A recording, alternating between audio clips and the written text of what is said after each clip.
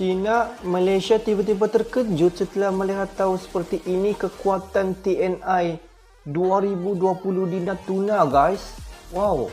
Bismillahirrahmanirrahim. Assalamualaikum warahmatullahi wabarakatuh. Welcome back again to my YouTube channel, guys. Yang baru saja masuk ke channel YouTube aku Musa, dan ini channel YouTube aku, guys, Musa bin Muhammad Dirin Channel. Dan yang sentiasa menonton video di channel aku ingin mengucapkan ribuan terima kasih, dan aku sentiasa mendoakan semua di luar sana agar diberi kesehatan yang baik, dipermudahkan segala urusan, dihindarkan, dijauhkan daripada segala malapetaka, dan dijauhkan juga daripada wabak COVID-19.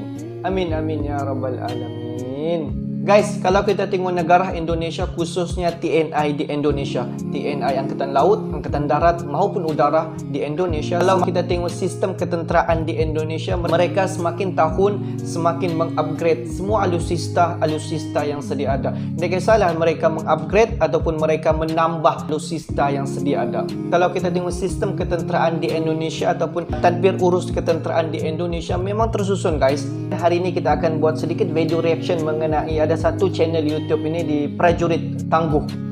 Di mana tajuk video ini, China Malaysia tiba-tiba terkejut setelah dapat tahu kekuatan TNI AL pada tahun 2020 lagi di Natuna, guys.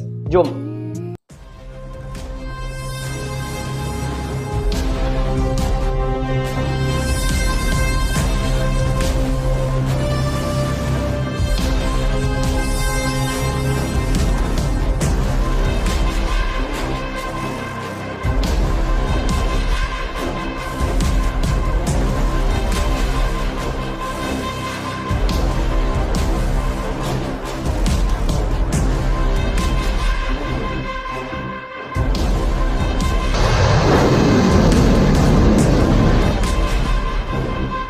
Mulai tahun 2020 ini Angkatan Laut Indonesia menjadi salah satu poros pertahanan bangsa.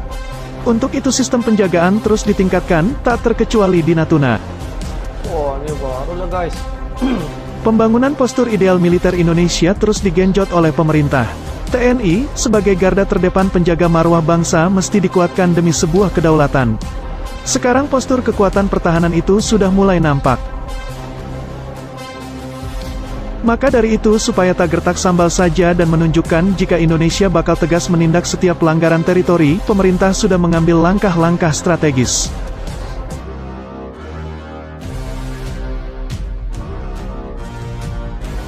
Salah satunya mempersenjatai Pulau Natuna. Melalui Minimum Essential Force (MEF) alias kekuatan pokok minimum yang terbagi 3 tahap, TNI mulai mendorong maju arsenal perangnya ke perbatasan antar negara. Setelah pembangunan infrastruktur macam pelebaran dermaga, pembangunan landasan pacu, hanggar dan barak prajurit selesai, maka isian alat penggebuk pun mulai disuntikkan ke Natuna.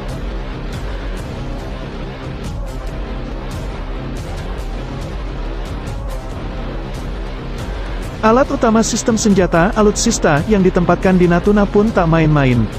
Di sana disiagakan 3 KRI ukuran besar sekelas fregat Bung Tomo Class dan korvet Diponegoro Class untuk melakukan patroli di perairan Natuna dan Laut China Selatan.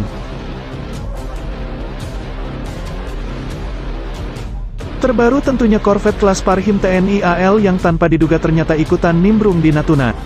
Sedianya juga akan ditempatkan kapal selam di Natuna untuk menanggulangi aspek peperangan bawah laut.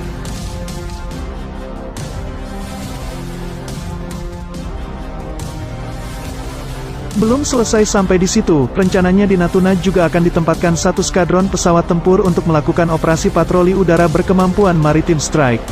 Pesawat tempurnya pun merupakan kelas Wahid macam F-16CD Block 52ID dan Sukhoi Su-27/30 milik TNI AU.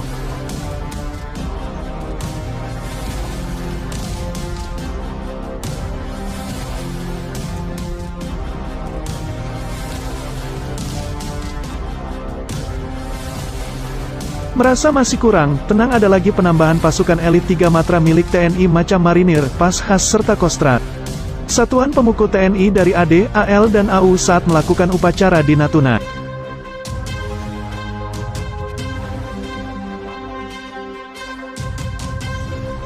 Di Natuna juga disiagakan berbagai macam radar penjejak agar dapat mengetahui jika ada unsur asing yang menyelonong masuk ke teritori Indonesia tanpa izin, bahkan pesawat siluman, stealth pun bakal terdeteksi jika mencoba melakukan pelanggaran. Perkuatan Natuna dimaksudkan sebagai unsur penangkal dengan jargon, gebuk duluan sebelum masuk, dalam artian cegah dulu jauh di luar sebelum masuk ke teritori Indonesia. Tentu dijadikannya Natuna sebagai pangkalan militer pemukul terdepan TNI di bagian utara Indonesia membuat banyak negara was-was.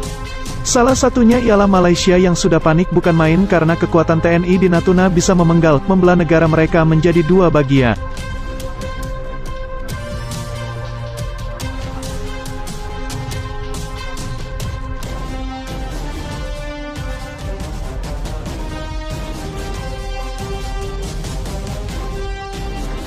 Posisi Natuna berada di tengah antara semenanjung Malaysia serta Sabah dan Sarawak. Maka mau tak mau jika ada pesawat atau kapal laut baik akan dan ke semenanjung Sabah dan Sarawak, maka harus mendapat clearance dari pihak Indonesia.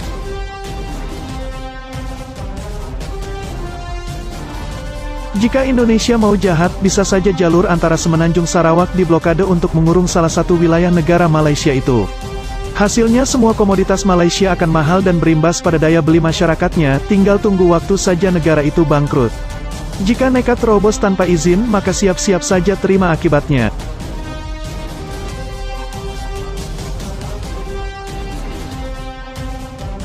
Perkuatan di Natuna masih terus berlanjut dan di sana nantinya akan ditempatkan peralatan tempur kelas 1 nan canggih milik TNI untuk menghadapi segala bentuk ancaman yang mengganggu kedaulatan Indonesia.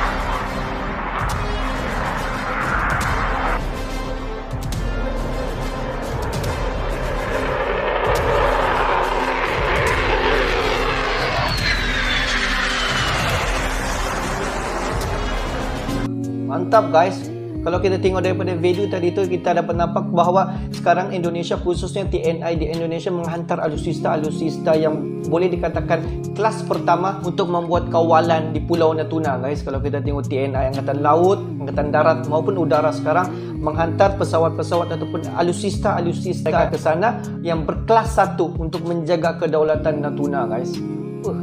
Secara jujur aku katakan, bagi pendapat aku sendiri, kami merasa bangga dengan adanya negara jiran kami sendiri, negara Indonesia, yang mempunyai kelengkapan alutsista yang berkelas 1 untuk menjaga kedaulatan Natuna daripada diceroboh daripada pihak luar. Dan kalau kita tengok, sebenarnya negara Malaysia sudah lama mengakui yang bahawa Pulau Natuna itu adalah kepunyaan negara Indonesia, guys. Dan sebab itulah Malaysia tidak lagi membuat tuntutan terhadap Pulau Natuna. Sebab itulah aku katakan bahawa bila melihat video ini, kami merasa bangga dengan adanya negara jiran kami yang mempunyai alutsista yang berkelas 1 di dunia, guys.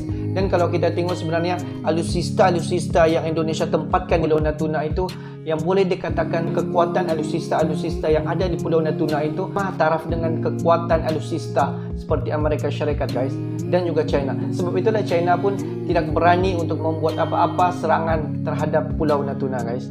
Kita tengok negara Indonesia dan juga Malaysia merupakan negara yang serumpun. Apa-apa yang terjadi di Indonesia dan apa-apa terjadi kepada Malaysia, kedua-dua belah negara ini akan saling bantu antara satu sama lain, guys. Dan apa-apa pun kita mendoakan agar hubungan di antara Malaysia dan juga Indonesia akan kekal sampai selama-lamanya, guys. Agar menjadi satu hubungan di Asia Tenggara maupun di dunia dalam pelbagai aspek, agar kedua-dua belah negara ini dapat saling bantu antara satu sama lain. Okay, guys, untuk hari ini itu saja sedikit information, dan apa-apa pun, thanks for watching my video. Don't forget to click button subscribe, like dan komen di bahagian komentar di bawah. Assalamualaikum warahmatullahi wabarakatuh. See you in the next video.